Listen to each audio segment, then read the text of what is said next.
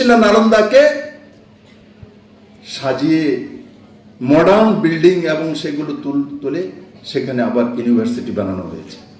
এ তো আগেও হতে পারত। দেশের প্রথম প্রধানমন্ত্রী জওহরলাল নেহরু তো করতে পারত, দ্বিতীয় প্রধানমন্ত্রী তো করতে পারত। এরা সব ইংরেজদেরকে চাটন পদলেহন করার মানসিকতা ছিল। এ দেশের দুর্ভাগ্য, 1947 সালে দেশ স্বাধীন হওয়ার পরও দেশের যখন বাজেট প্রস্তুত করা হয়, আপনারা সবাই দেখেছেন ভারতবর্ষের বাজেট 5টার সময়, আমাদের পার্লামেন্ট শুরু হয় 11টার সময়, আমিও পার্লামেন্টারিয়ান, 11টার সময় শুরু হয়, বাকি সব শুরু হয়ে যাবে 11টা থেকে কার্যবাহী, কিন্তু বাজেট আসবে 5টার সময়। আম বাজেট পেশ করতে হবে, নিয়ম কি বলেছে, কোন সংবিধান আম্বেদকর লিখেছিল?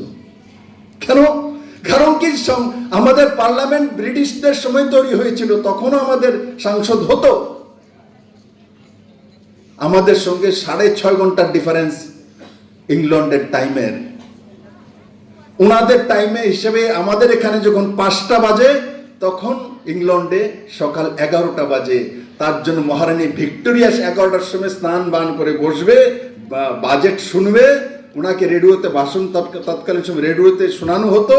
তার জন্য ওনাদের টাইম হিসাবে 11টার সময় আমাদের 5টার সময় বাজেট পেশ করা হতো। দেশ স্বাধীন হওয়ার পর লম্বে সময় পর্যন্ত 2014 আগে পর্যন্ত ইংরেজদের পদলোহন করার মানসিকতা। নরেন্দ্র ভাই মোদী আসার পরে বলে, কেন ভাই 5টার সময় হবে? বাজেট যখন পার্লামেন্ট সেশন শুরু হয় 11টার সময়, তখনই পেশ করা হবে। আজ গর্ব করি আমি ভারতীয় নাগরিক, স্বাধীন দেশের নাগরিক। আমি অনুভব করি যে আমার দেশের বাজেট ইংরেজদের 11টার সময় শুরু হয় না, আমাদের ভারতীয় সময় 11টা তো শুরু হয়। সেটা শুরুবাত নরেন্দ্র ভাই মোদী। লর্ড ম্যাকেলে করেছে, প্রণাম করো ওনাকে পূজা করো ওনার মূর্তিকে। লর্ড ম্যাকেলের খানদানের জন্ম হয়নি তখন তক্ষশিলা নালন্দা তৈরি হয়েছে। ইউরোপ, আমেরিকা, চীন, দুনিয়া থেকে লোক পড়ার জন্য তক্ষশিলার নালন্দাতে আসত। আজ মাননীয় প্রধানমন্ত্রী নরেন্দ্র মোদী এই হলে যারা বসে আছি ছাত্রছাত্রীরা, আমরা আগামী দিনে এই বিশালগড়ের, এই রাজ্যের এবং এই দেশের আগামী দিনের ভবিষ্যৎ। আগামীকালকে আমাদের যুব দিবস তথা স্বামীজির জন্মদিন।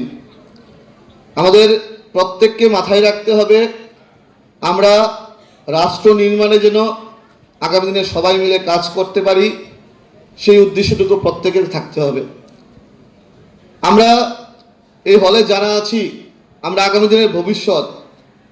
আমরা বড় হয়ে ওয়েল এস্টাবলিশড হব, আমরা নিজ নিজ স্থানে আমাদেরকে প্রতিষ্ঠিত করব, কিন্তু কয়েকটা কথা আমাদের মাথায় রাখতে হবে।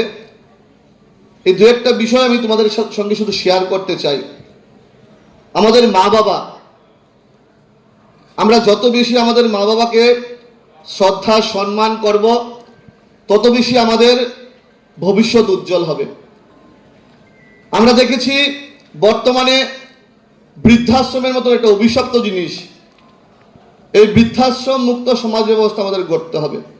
কারণ আমাদের মা বাবা আমাদেরকে কোলে পিঠে করে মানুষ করে বড় করে, কিন্তু আমরা যখন ওয়েল এস্টাবলিশড হয়ে যাই, আমাদের মা বাবার স্থান আমাদের হৃদয়ে না হয়ে বৃদ্ধাশ্রমে হয়।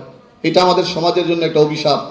আমাদের প্রত্যেককে দায়িত্ব নিতে হবে, প্রতিজ্ঞা করতে হবে, আমরা যেন বৃদ্ধাশ্রম মুক্ত সমাজ ব্যবস্থা করতে পারি।